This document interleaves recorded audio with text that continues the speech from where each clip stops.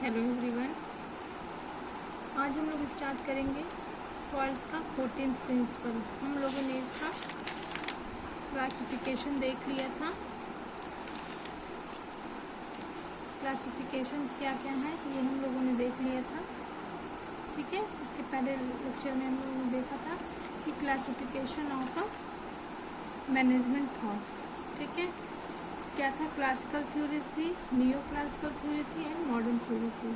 तो classical theory में हम लोग देख रहे हैं फॉल्स का, हम लोग देख रहे हैं यहाँ हेनरी फॉल्स का। क्या देख रहे हैं? एडमिनिस्ट्रेटिव थ्योरी, ठीक है, जो कि हमारी क्लासिकल थ्योरी अप्रोच है। और साइंटिफिक मैनेजमेंट की F.W. टेलर का अप्रोच है एंड ब्यूरोक्रेटिक अप्रोच है, जो कि मैक्स वेबर ने दिया था। न्यू क्लासिकल का भी हमने इसी तरह देख लेंगे। न्यू क्लासिकल थ्योरीज क्या क्या है? ह्यूमन रिलेशन अप्रोच है, बिहेवियर साइंस अप्रोच है। ऐसे ही मॉडर्न थ्योरीज भी हैं, ठीक है। तो ये चीज़ हम लोगों ने इसके पहले प्रीवियस लेक्चर में देख लिया था। और ये भी देख लिया था कि फॉयल ने जो अपनी एक मोनोग्राफ लिखी थी उसको 4 पार्ट में डिवाइड किया था, ठीक है।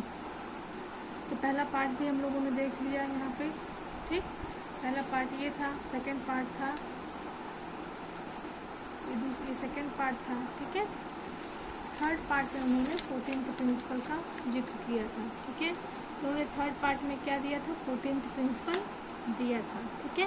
वो कौन कौन से 14th प्रिंसिपल है जो भी किसी भी ऑर्गेनाइजेशन में लागू होने चाहिए या हेल्पफुल होते हैं, ठीक है। वो कौन कौन से हैं ये हम लोग देखेंगे। तो पहला था इनका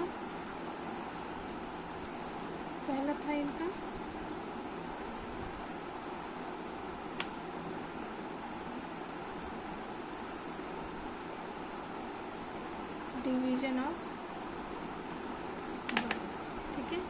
पहला था इनका डिवीजन ऑफ वर्क। पहला प्रिंसिपल इन्होंने दिया जो था डिवीजन ऑफ वर्क,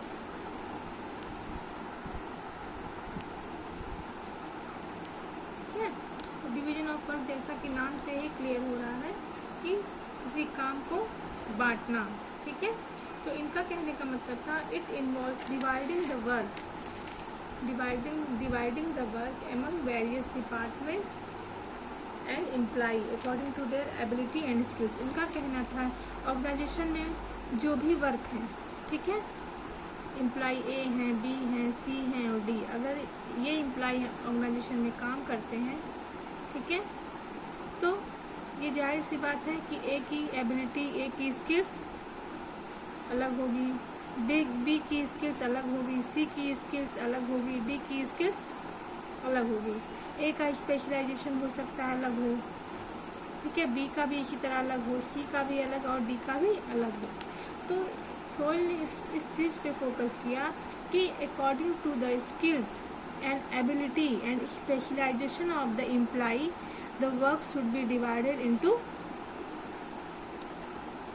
ठीक है, the work should be divided, ठीक है। तो it involves dividing the work among various department and employee according to their skills and ability. The object of this principle is to obtain the benefit of the specialization that is produce more and better goods. अगर एक specialisation मान लीजिए production में है, ठीक है, ये production में इसका स्पेशलाइजेशन है और हम इसको अगर मैन्युफैक्चरिंग डिपार्टमेंट में प्रमोट कर देते हैं या इसको मैन्युफैक्चरिंग डिपार्टमेंट दे देते हैं, तो क्या हमारा जो भी प्रोडक्शन है वो क्या 100% अच्छा होगा? क्या इस एम्प्लॉय की प्रोडक्टिविटी या इस ए की प्रोडक्टिविटी बढ़ेगी? क्या ये अपने काम को अच्छे से कर पाएगा? नहीं कर पाएगा। तो पहले क्या था, ऐसा ही होता था, ठीक है। इन्होंने अपने एडमिनिस्ट्रेटिव एक्सपीरियंसेस में ये चीज़ देखा और इस चीज़ को सॉर्ट आउट करने के लिए ही इन्होंने ये फॉर्मूला दिया और बोला कि in organisation there should be a division of work, ठीक है। पहले क्या था, इन्होंने जो अपना एक्सपीरियंस लिया उस एक्सपीरियंस के अकॉर्डिंग पहले क्या था कि कोई भी एम्प्लॉय किसी भी एम्प्लॉय को किसी भी तरह का काम हैंड ओवर कर दिया जाता था, ठीक है। जहाँ भी रिक्वायरमेंट होती थी, जहाँ ज़रूरत होती थी, वहाँ उस एम्प्लॉय को ट्रांसफ़र कर दिया जाता था या उसको वो काम असाइन कर दिया जाता था। ये भी नहीं देखा जाता था कि उस पर्सन की एबिलिटी क्या, स्किल्स क्या, उसका स्पेशलाइजेशन क्या है, ठीक है। तो बेटर प्रोडक्टिविटी के लिए, बेटर प्रॉफिट के लिए, बेटर प्रोडक्शन के लिए चाहिए कि वर्क शुड बी डिवाइडेड, ठीक है। द डिवीजन ऑफ वर्क होना चाहिए, ठीक है। तो ये हमारा पहला प्रिंसिपल हो गया इनका। सेकेंड प्रिंसिपल क्या था? सेकेंड प्रिंसिपल था अथॉरिटी एंड रिस्पॉन्सिबिलिटी। ठीक है, अथॉरिटी एंड रिस्पॉन्सिबिलिटी। सेकेंड था अथॉरिटी एंड रिस्पॉन्सिबिलिटी। ठीक है, authority must be in a proportion to responsibility. Authority and responsibility should go together. When managers are given authority their responsibility should also be decided. मतलब कहने का है, अगर organisation में a person है, ठीक है, अगर उसको कोई काम असाइन किया गया है, मान लीजिए कि हमारा जो मान लीजिए एक इंस्टीट्यूट है या कॉलेज है, स्कूल है, या एक ऑर्गेनाइजेशन ही हम मान लेते हैं, उसको पूरी तरीके से कंप्यूटराइज्ड बनाना है। ठीक है, मतलब कि मान लो ए को असाइन किया गया है एक काम कि जो ये हमारा ऑर्गेनाइजेशन है, इस ऑर्गेनाइजेशन को पूरी तरीके से आपको कंप्यूटराइज्ड बनाना है। ठीक है, इनको वर्क असाइन कर दिया गया, इनको अथॉरिटी दे दी गई कि ये आपका काम है, आपको ये काम करवाना है। ठीक है, अब ये अपने अकॉर्डिंग हो सकता है ग्रुप बना ले। ठीक है, ग्रुप बना लें कोई किसी एम्प्लॉय का और उससे काम करवाएं। ठीक है, तो अगर आप मान लीजिए ये काम करने के दौरान डी सी बी सबको असाइन कर लिया, इनका काम चल रहा है, ए का काम चल रहा है कि सब जगह सिस्टम्स जो हैं वो लगाए जा रहे हैं। ठीक है, सब तरफ कंप्यूटर सिस्टम लगाए जा रहे हैं। अगर इनको इनके काम के दौरान अगर 100 सिस्टम की और ज़रूरत पड़ गई या 100 कंप्यूटर की और ज़रूरत पड़ गई, तो इनको क्या करना होगा? ही इज़ ओनली, बताइए ये क्या होना चाहिए? यहाँ पे हम ये देखेंगे कि अथॉरिटी एंड रिस्पॉन्सिबिलिटी क्या होनी चाहिए इनके अकॉर्डिंग, टुगेदर होनी चाहिए, यानी एक साथ चलनी चाहिए। अगर हमने इनको अथॉरिटी दिया है, ठीक है, या इनको रिस्पॉन्सिबिलिटी हैंडओवर किया है, इन्हें बीओडी ने, इनके डायरेक्टर ने, बोर्ड ऑफ डायरेक्टर ने या टॉप लेवल के मैनेजमेंट ने इनको एक रिस्पॉन्सिबिलिटी दी है कि आपकी ये रिस्पॉन्सिबिलिटी है, you are responsible to this work. ठीक है, अब आप इसको कैसे करवाते हो ये ए के ऊपर था। ठीक है, कि इसको कैसे कंप्यूटराइज कराना है। तो अगर आपकी वर्किंग के दौरान यहाँ पे 100 यूनिट्स की और ज़रूरत पड़ गई, 100 यूनिट कंप्यूटर की और ज़रूरत पड़ गई, तो क्या ये ए पर्सन के पास इतनी अथॉरिटी है कि ये 100 यूनिट्स को खरीद सके या 100 यूनिट का कोटेशन दे सके या 100 यूनिट्स को तुरंत खरीद के मंगवा सके? नहीं, क्योंकि he is only delegated the responsibility. Authority किसकी होगी? टॉप लेवल की अथॉरिटी होगी। ठीक है, तो केवल टॉप मैनेजमेंट ही है जिसके पास अथॉरिटी है कि कौन सा सामान, कौन सा रॉ मटेरियल, कौन सी चीज़ें कब मंगवानी है। ठीक है, तो यहाँ पे क्या होगा? काम में डिले होगा। अब ये पर्सन क्या करेगा? ये 100 यूनिट एक्स्ट्रा मंगवाने के लिए परमिशन लेगा। किसका परमिशन लेगा? वो टॉप अथॉरिटी का। ठीक है, तो ये क्या होगा? कहीं ना कहीं अभी परमिशन लेगा, टॉप मैनेजमेंट उसको अप्रूव करेगा, फिर जाके कहीं कोटेशन जाएगा। तो इससे क्या होगा? कहीं ना कहीं हो सकता है 5 दिन का समय लग जाए या 3 दिन का ही समय लग सकता है, या हम मान लेते हैं 1 मंथ का समय लग गया। ठीक है, तो क्या होगा? ये डिले हो रहा है कि नहीं काम में? यहाँ डिले हो रहा है काम में। तो कहने का मतलब ये था फॉयल का, अथॉरिटी एंड रिस्पॉन्सिबिलिटी एक साथ होनी चाहिए। अगर आपने किसी इस ए बंदे को रिस्पॉन्सिबिलिटी असाइन किया था तो आपको इसको थोड़ी सी अथॉरिटी भी देनी चाहिए थी कि ये इस 100 यूनिट को खुद के बिहाफ पे ऑर्डर कर सके, मंगवा सके। ठीक है, ताकि ये जो डिले है बीच में, ये टाइम का जो डिले हो रहा था 5 दिन 3 दिन का, ये डिले ना हो। तो यही चीज़ फॉयल ने कहा कि अथॉरिटी एंड रिस्पॉन्सिबिलिटी टुगेदर एक साथ होनी चाहिए। अगर आप किसी पर्सन को रिस्पॉन्सिबिलिटी देते हो तो उसको हो आप 25% या 50% इतनी अथॉरिटी भी दो कि वो अगर उसको वर्क के दौरान किसी चीज़ की ज़रूरत पड़ती है या कोई रॉ मटेरियल ऑर्डर करना है, एम्प्लॉई हायर करना है, ठीक है, कुछ भी उसको अगर कोई अपनी वर्किंग के दौरान ज़रूरत पड़ती है तो उसके अंदर इतनी अथॉरिटी हो कि वो खुद से डिसीजन ले सके। ठीक है, तो सेकेंड पॉइंट हमारा फॉयल का यही था। थर्ड पॉइंट क्या है? Discipline.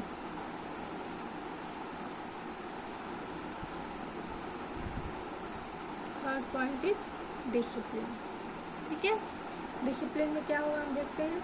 Discipline means obeying and respecting the rules of the organisation. Discipline का मतलब क्या होता है? Obeying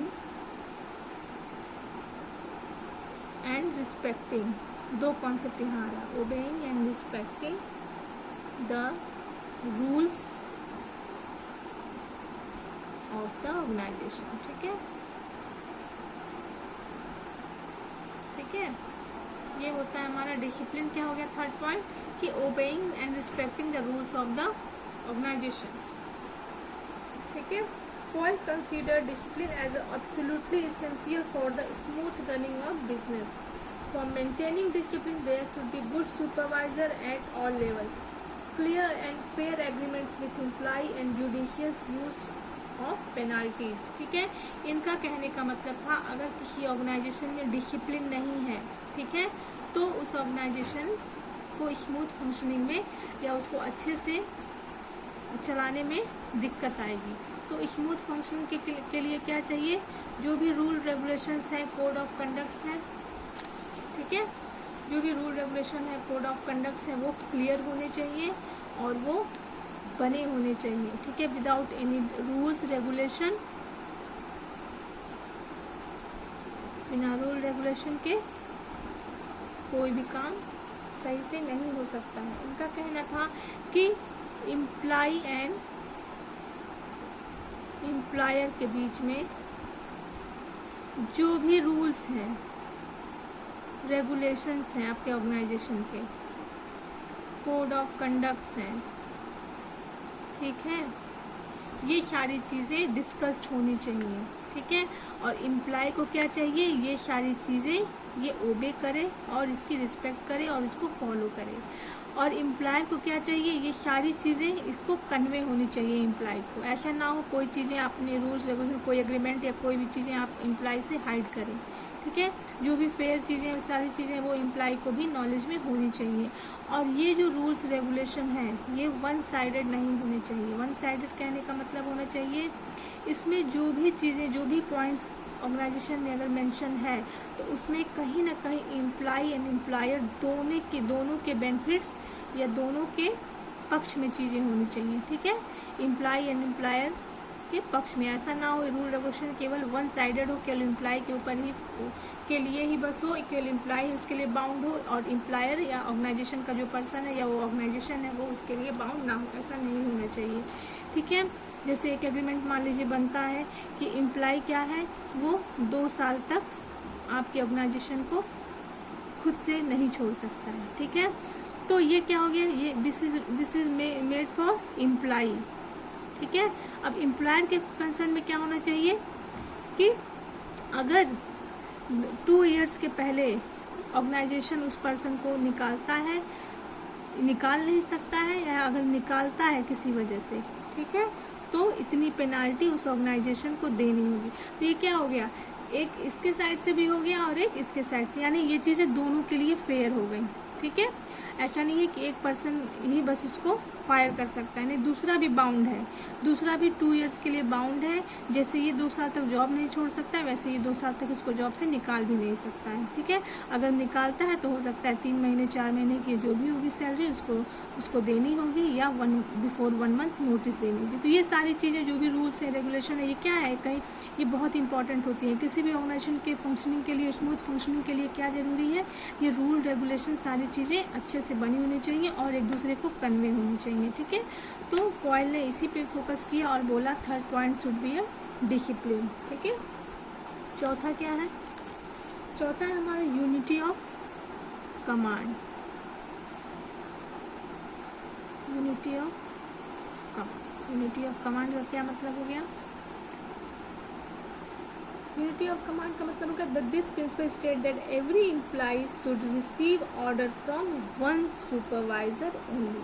dual command leads to confusion and conflict. ठीक है, हम मान लेते हैं दिस इज ए अथॉरिटी या अथॉरिटेटिव पर्सन ए।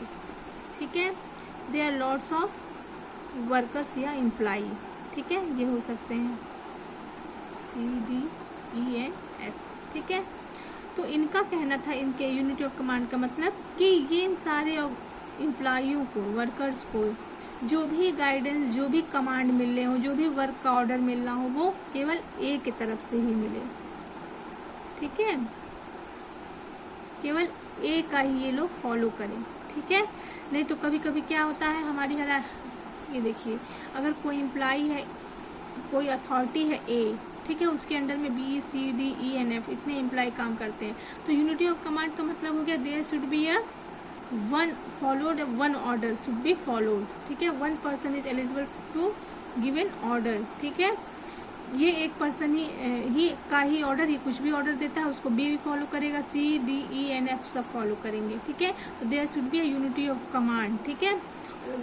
तो ऐसा करने से क्या होगा, इनको भी कंफ्यूजन नहीं होगा, जो भी कंफ्यूजन होगा होना होगा, ठीक है, ये इन लोग को नहीं होगा, ठीक है। ये भी इनको भी पता रहेगा कि हमने क्या ऑर्डर दिया है और उनको भी पता है हमें क्या फॉलो करना है। अगर यहीं पे ऐसा रहता कि ए अथॉरिटी है, ठीक है, अब ए बी और सी है, ठीक है। अब क्या हो यहाँ डी ई एफ जी, ठीक है, क्या होगा, अब डी को अगर ये ऑर्डर दिया बी को और सी को, ठीक है, ठीक है। अब ये क्या है, आपस में दे आर इंटरकनेक्टेड। अब बी डी का ऑर्डर माने या ए का ऑर्डर माने, सी बी का ऑर्डर माने या ए का ऑर्डर माने, एफ सी का ऑर्डर माने या ए का, तो क्या ये कहीं ना कहीं हौच पौच की स्थिति क्रिएट हो रही है।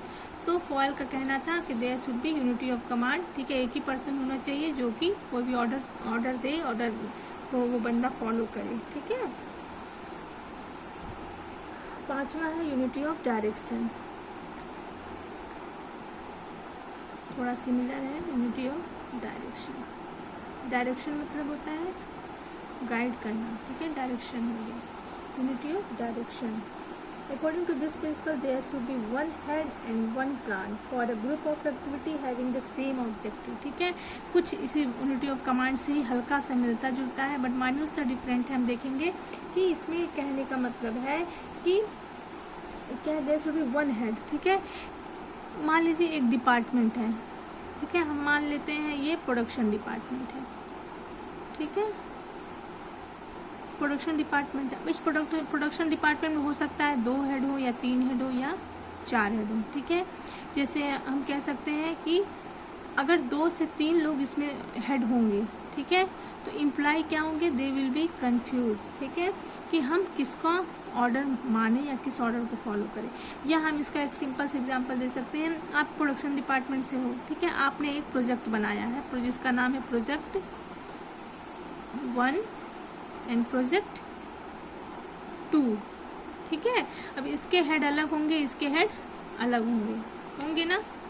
तो इनका कहने का मतलब है कि जो भी चीज़ें हैं, जो भी यूनिटी ऑफ डायरेक्शन है, यानी जो भी डायरेक्शन है, there should be one head, यानी ये अगर प्रोजेक्ट 1 है तो इसका एक अलग हेड होना चाहिए, ठीक है, और प्रोजेक्ट बी है तो इसका एक अलग हेड, प्रोजेक्ट 2 है तो उसका अलग हेड होना चाहिए, ताकि जो लोग प्रोजेक्ट 2 में हैं वो केवल बी का ऑर्डर फॉलो करें और जो लोग प्रोजेक्ट ए में हैं वो केवल प्रोजेक्ट ए का ऑर्डर फॉलो करें, ठीक है। जिससे क्या होगा, कोई कन्फ्यूजन नहीं होगी, हमको क्या करना है, कब करना है, कब कोई प्रोजेक्ट कंप्लीट करना है, कैसे उसको कंप्लीट करना है, सारी चीज़ें हमें क्लियर रहेंगी, ठीक है। तो यूनिटी ऑफ डायरेक्शन भी होना जरूरी है किसी भी ऑर्गेनाइजेशन में, ठीक है। तो अभी तक हम लोगों ने 5 पॉइंट देख लिया। कौन कौन सा देख लिया, फर्स्ट देखा हमने डिवीजन ऑफ वर्क, सेकेंड हमने देखा अथॉरिटी एंड रिस्पॉन्सिबिलिटी, थर्ड था डिसिप्लिन, फोर्थ था unity of command and this was a 5th point unity of direction, ठीक है। अब हम लोग देखेंगे 6th पॉइंट, इन्होंने 14th प्रिंसिपल दिए थे, ठीक है। ये हर जगह एप्लीकेबल है, हर तरह के ऑर्गेनाइजेशन में ये चीज़ फॉलो होता है, ठीक है। तो ये 6th पॉइंट हो गया हमारा, subordination of individual interest, subordination of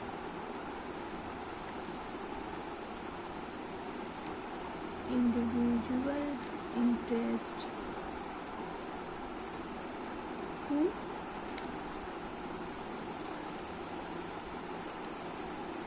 general interest, ठीक है। Subordination of individual interest to general interest, ठीक है। तो इसका कहने का मतलब है the interest of any one employee और group of employee should not proceed, ठीक है, should not proceed over that of the concern Individual employees should not give priority to their own interest rather than should work for the interest of the organization. ठीक है, ये क्या मतलब हो गया? Subordination of individual interest to general interest. ठीक है, मतलब इम्प्लॉय अगर ऑर्गेनाइजेशन में काम कर रहा है, ठीक है, तो कहीं ना कहीं जो सबऑर्डिनेशन है, यानी मान लीजिए हर ऑर्गेनाइजेशन में ये होता है, ठीक है, हर डिपार्टमेंट में किसी न किसी का सब टॉप से लेके बॉटम तक में, टॉप, मिडिल एंड लोअर, इतने तक में जरूर कोई ना कोई किसी का बॉस होगा, ठीक है, और कोई ना कोई किसी के अंडर में काम करेगा. तो जो भी सबऑर्डिनेशन अगर किसी को दिया गया है, तो जो भी सबऑर्डिनेशन होगा वो जनरल इंटरेस्ट पे नहीं होना चाहिए, यानी एम्प्लॉय अपना पर्सनल इंटरेस्ट से नहीं काम करेगा. वहाँ किस इंटरेस्ट से काम करना चाहिए उसको? ऑर्गेनाइजेशन के इंटरेस्ट से काम करना चाहिए. ठीक है, ऐसा नहीं है कोई एम्प्लॉय को अगर हमने हेड बना दिया है तो वो अपने पर्सनल प्रॉफिट के लिए या पर्सनल चीज़ों के लिए एम्प्लॉय को एक्सप्लॉइट करे, एम्प्लॉयों का यूज़ करे, ठीक है, उससे अपना पर्सनल काम करवाए. ऐसा नहीं होना चाहिए. और जो भी एम्प्लॉय हैं, जो भी ऑर्गेनाइजेशन से जुड़े हुए हैं, इनका जो भी इंटरेस्ट होना चाहिए, जो भी काम होना चाहिए, अगर उनका एम्प्लॉय टू एम्प्लॉयज़ कोई ग्रीवेंस भी है, एम्प्लॉय टू एम्प्लॉय कोई प्रॉब्लम भी है, या हमारे टॉप मैनेजमेंट का हमारे लोअर डिपार्टमेंट से या मिडिल लेवल डिपार्टमेंट से कोई प्रॉब्लम भी है, वो पर्सनल भी हो सकता है, किसी भी तरह का प्रॉब्लम हो सकता है, तो उस दौरान अगर आप ऑर्गेनाइजेशन में काम कर रहे हो, अगर आपके सामने कोई वर्क या कोई काम आता है ऑर्गेनाइजेशन का, तो there should be a subordination of individual interest to general. मतलब वहाँ पे ऐसा होना चाहिए कि वहाँ आप पर्सनल इंटरेस्ट के लिए नहीं काम करोगे. ठीक है, you will collaborate, you will be cooperate, you will be coordinate to each other, because you are work for the organisation, not for people. ठीक है, तो आप वहाँ पर्सनल इंटरेस्ट में कोई काम नहीं करोगे. एम्प्लॉय हो या टॉप लेवल या जो भी लेवल में हो, टॉप टू लोअर जितने भी लोग हो, there should be a sense of. ठीक है, वो जो भी काम करेंगे वो ऑर्गेनाइजेशन को ध्यान में रख कर करेंगे. ठीक है, तो इसका यही मतलब है. ठीक है, they should not give priority to their own interest. ठीक है, rather they should work for the interest of the organisation. ठीक है, ये ऑर्गेनाइजेशन के लिए काम करेंगे, अपने पर्सनल इंटरेस्ट के लिए काम नहीं करेंगे. तो ये 6 पॉइंट हो गया.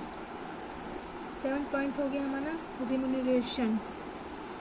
ठीक है, रेम्यूनरेशन. रेम्यूनरेशन क्या होता है? It can B monetary and non monetary. Monetary remuneration मतलब हो सकता है सैलरी हो सकती है आपकी. ठीक है, मनी से कंसर्न में होता है. रेम्यूनरेशन क्या हो सकता है? आपका बोनस हो सकता है. It can B a bonus. ठीक है, it can B a bonus, salary, part of profit. ठीक है, ये भी हो सकता है आपका रेम्यूनरेशन. तो क्या मतलब है यहाँ पर रेम्यूनरेशन का? Employees should get fair remuneration for their service. Fair remuneration provide satisfaction to both the employee and the firm. ठीक है, यहाँ पे उनका कहने का मतलब है जो भी आप एम्प्लॉय को पे करते हो, ठीक है, जो भी एम्प्लॉय को आप पैसा पे करते हो वो उनके वर्क के अकॉर्डिंग होना चाहिए, अकॉर्डिंग टू वर्क होना चाहिए. It should be according to work of the employee. ठीक है, ये एम्प्लॉय के वर्क के अकॉर्डिंग होना चाहिए. ऐसा नहीं है अगर आप 8 आवर्स काम करवाते हो एम्प्लॉय से, अगर आप, हम एग्जांपल दे सकते हैं कि आप उसे 10,000 ऑफ़र करते हो, ठीक है, 10,000 देते हो, ठीक है, लेकिन अगर आप उससे 12 आवर्स काम करवाते हो, ठीक है, तो 10,000 प्लस जो भी एक्स्ट्रा अमाउंट है, ठीक है, वो कुछ भी हो सकता है, XY जो भी हो सकता है, वो एक्स्ट्रा अमाउंट भी आपको ऐड करके उसको टोटल सैलरी में देनी होगी. इससे क्या होगा, एम्प्लॉय जो भी एक्स्ट्रा 4 घंटे काम करेगा, 4 आवर्स काम करेगा, उसके लिए वो मोटिवेटेड रहेगा. ठीक है, और उतने ही जील से, उतने ही प्रोडक्टिविटी से वो, फुल प्रोडक्टिविटी से वो काम करेगा. ठीक है, होता ये है कि ऑर्गेनाइजेशन क्या करता है, उतनी ही सैलरी में, उतने ही उसमें वो चाहता है एम्प्लॉय ज़्यादा से ज़्यादा उसका काम कर दे, लेकिन कहीं ना कहीं ये चीज़ें जो है उसके वर्क को, उसके माइंड को, उसके मोटिवेशन को, उसकी स्किल से एबिलिटी जो उस ऑर्गेनाइजेशन के लिए वो और अच्छा कर सकता है, उसको कहीं ना कहीं वो डिमोटिवेट करती है. तो ठीक है, तो यहाँ यही कहने का मतलब है कि रेम्यूनरेशन जो भी आप एम्प्लॉय को देते हैं अकॉर्डिंग टू वर्क होना चाहिए। ठीक है, वो जितना काम करता है उतना उसको वेज मिलना चाहिए। ठीक है, अगर वो एक्स्ट्रा काम करता है तो उसको एक्स्ट्रा बोनस मिलना चाहिए, या और अगर उसने आपके ऑर्गेनाइजेशन के लिए अच्छा काम किया है और आपको प्रॉफिट ज़्यादा से ज़्यादा अर्न हुआ है तो उस प्रॉफिट का पार्ट भी आपको देना चाहिए। ठीक है, एज अ बोनस दे सकते हैं या एज अ प्रॉफिट आप उसको कुछ परसेंटेज दे सकते हैं। ठीक है, 8 क्या है, सेंट्रलाइजेशन। 8 पॉइंट क्या हो गया हमारा, सेंट्रलाइजेशन। 8 पॉइंट है सेंट्रलाइजेशन। सेंट्रलाइजेशन मतलब क्या होता है, सेंट्रलाइजेशन मतलब हमको नाम से ही समझ में आ रहा है केंद्र, ठीक है, या केंद्रित। ठीक है, ये मान लीजिए एक सर्कल है तो ये पॉइंट को हम क्या कहेंगे, it is a centre point, means केंद्र। ठीक है, तो यहाँ क्या कहने का मतलब है, authority should be a centralise. ठीक है, order should be a centralise. ठीक है, तो हम यहाँ देखेंगे इनका क्या कहने का मतलब है, this principle refers to the extent to which authority should be centralised. ठीक है, अथॉरिटी शुड बी सेंट्रलाइज्ड, ठीक है, और decentralise in an organisation. Authority या तो सेंट्रलाइज होती है या डिसेंट्रलाइज होती है। ठीक है, अगर सेंट्रलाइजेशन का हम देखेंगे तो ये एग्जाम्पल हो गया। ठीक है, ये एग्जाम्पल हो गया कि ए है, ठीक है, उसके अंडर में कौन कौन है, बी है, सी है, डी है, ई हो गया है, एफ, ये लोग क्या है, इसके अंडर में काम कर रहे हैं। तो यहाँ क्या हो, अथॉरिटी इज अ सेंट्रलाइज, ये एक पर्सन ही है जो इन सभी को कमांड कर रहा है। ठीक है, यही अथॉरिटी, यही ऑर्डर दे रहा है, यही काम करवा रहा है, यही सारी चीज़ें फॉलो कर रहा है। ठीक है, अब डिसेंट्रलाइजेशन क्या होता है, इसी को हम बना लेंगे ऐसे, B C D E N F employee है मान लीजिए, क्या है, this is a example of centralisation. ठीक है, मतलब क्या है, इम्प्लाई एक दूसरे से कोई भी किसी को ऑर्डर दे रहा है। ठीक है, जो जिसका हेड है उसको ऑर्डर दे रहा है। ठीक है, अब यहाँ क्या है, कन्फ्यूजन की स्थिति है कि हम अगर कोई वर्क है या कोई काम है या कोई चीज़ ऑर्डर या लेना है तो हम किससे लेंगे। ठीक है, all are interconnected with each other, means there is a decentralise authority. ठीक है, और सेंट्रलाइजेशन हम यहाँ देख रहे हैं कि अथॉरिटी शुड बी सेंट्रलाइज। ठीक है, केवल एक पर्सन ही होना चाहिए जिसके पास सारी अथॉरिटी हो। ठीक है, the degree of centralisation depend upon individual circumstance, it should be such as to give the best result in the organisation. ठीक है, आपका काम कैसा, आपका वर्क कैसा, आपका प्रोजेक्ट कैसा है, उसके अकॉर्डिंग ही ये होना चाहिए। अगर सेंट्रलाइजेशन की ज़रूरत है तो सेंट्रलाइजेशन अथॉरिटी होनी चाहिए या ऑर्गेनाइजेशन डेवलप होना चाहिए, स्ट्रक्चर होना चाहिए उसका। अगर आपके काम, आपका वर्क, आपके नेचर के अकॉर्डिंग, आपके प्रोजेक्ट के अकॉर्डिंग डिसेंट्रलाइजेशन की ज़रूरत है तो अथॉरिटी शुड बी डिसेंट्रलाइज। ठीक है, ये आप अपने ऑर्गेनाइजेशन, अपने स्ट्रक्चर के अकॉर्डिंग चीज़ें डिसाइड कर सकते हैं। ठीक है, तो ये 8 पॉइंट हो गया। 9 पॉइंट क्या है, स्केलर चेन। ठीक है, 9 पॉइंट हमारा है, this is a scalar chain. ठीक है, स्केलर चेन, स्केलर चेन क्या है, the line of authority from top to the lowest. Scalar chain एक चेन है। ठीक है, एक लाइन है। ठीक है, this is a line, A B C D and E. ठीक है, this is a line of authorities. ठीक है, इस लाइन पे कौन कौन सी अथॉरिटीज बैठी हैं, A B C D and E. ठीक है, तो scalar chain is the line of authority, it can be a top to bottom. ठीक है, टॉप टू बॉटम भी हम इस लाइन ऑफ अथॉरिटी को दिखा सकते हैं, ऐसे है, ऐसे। ठीक है, यानी ये ए हो गया, B C D E F and G. ठीक है, these all are a line of authority from top to bottom and bottom to top. ठीक है, तो स्केलर चेन क्या है, इन्होंने एक स्केलर चेन के बारे में बताया कि ऑर्गेनाइजेशन में भी क्या होना चाहिए, there should be a authority should be like a scalar chain. ठीक है, management is known as the scalar chain, order and feedback follow this chain, it creates superior subordinate relationship among the employee in the organization. For effective management, the scalar chain should be as short as possible. इनका कहने का मतलब था कि जो भी orders and feedback के लिए, ठीक है, कि एक चेन होनी चाहिए। ए ने बी को ऑर्डर दिया, बी ने सी को दिया, सी ने डी को दिया, ठीक है, फिर डी ने ई को दिया, ई ने एफ को, एफ ने जी को दिया। अब कोई फीडबैक चाहिए, जी एफ को देगा, एफ ई को देगा, ई डी को देगा, डी सी को देगा, C B and B is B A को देगा। यानी अपनी अपनी अथॉरिटी, अपने अपने पोस्ट के अकॉर्डिंग हम क्या कह रहे हैं, ऑर्डर दे रहे हैं और वर्क कर रहे हैं, इसको इम्प्लीमेंट कर रहे हैं और फिर फीडबैक ले रहे हैं, ठीक है। तो ये लाइन ऑफ अथॉरिटी होनी चाहिए ऑर्गेनाइजेशन में, ताकि सारी चीज़ें फीडबैक भी अच्छे से लिया जा सके, ठीक है, और जो इम्प्लाई के बीच सुपीरियर एंड सबऑर्डिनेट्स के बीच में जो रिलेशन है वो भी अच्छे से बना रहे, ठीक है। लेकिन इस स्केलर चेन की एक ड्रॉबैक था। क्या ड्रॉबैक था इसका? ये ड्रॉबैक था कि ए अगर ऑर्डर देता है बी को, ठीक है, ए ऑर्डर टू बी, ठीक है, and now B order to C and C order to D. अगर डी को कोई बात कहनी हो, ठीक है, तो डी डायरेक्ट ए से नहीं कह सकता है, ठीक है, या डायरेक्ट बी से नहीं कह सकता है। इसको क्या कहना होगा? अगर अपनी बात यहाँ तक पहुँचानी है हायर अथॉरिटी तक यानी ए तक, तो डी सी को इन्फॉर्म करेगा, सी बी को बताएगा और बी जो है ए को बताएगा। तो ये बहुत ज़्यादा टाइम कंज्यूमिंग था, ठीक है। तो इसी प्रॉब्लम को सॉल्व करने के लिए आपने एक नाम सुना होगा, गैंग प्लैंक लाइन, ठीक है, गैंग प्लैंक लाइन है। इसको गैंग प्लैंक की एक लाइन बनाई गई है, ठीक है, स्केलर चेन में। वो लाइन क्या थी? ये है,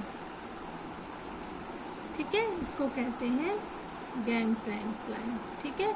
ये लाइन ने क्या, ये ऐसे हर जगह है, ठीक है, ठीक है, लेकिन हम एक लाइन से समझा देंगे इसको। गैंग प्लैंक क्या हो गया? अगर मान लीजिए ए ने बी को कहा, बी ने सी को कहा, सी ने डी को, अब कोई बात ए तक पहुंचानी है एफ को, तो एफ क्या करेगा? डायरेक्ट अपनी बात ए तक या सी को बता सकता है, ठीक है, डायरेक्ट कम्युनिकेट कर सकता है। इसको स्टेप बाय स्टेप बैक नहीं जाना होगा। तो ये एक लाइन है, ये अपनी बात बी से डायरेक्ट कर लेगा, बी ए से कर लेगा। तो क्या ये लाइन गैंग प्लैंक लाइन कहलाई थी, ठीक है। अब लास्ट 10 पॉइंट्स क्या है, ठीक है, 10 पॉइंट हम लोग अभी नेक्स्ट लेक्चर में कंटिन्यू करेंगे, ठीक है।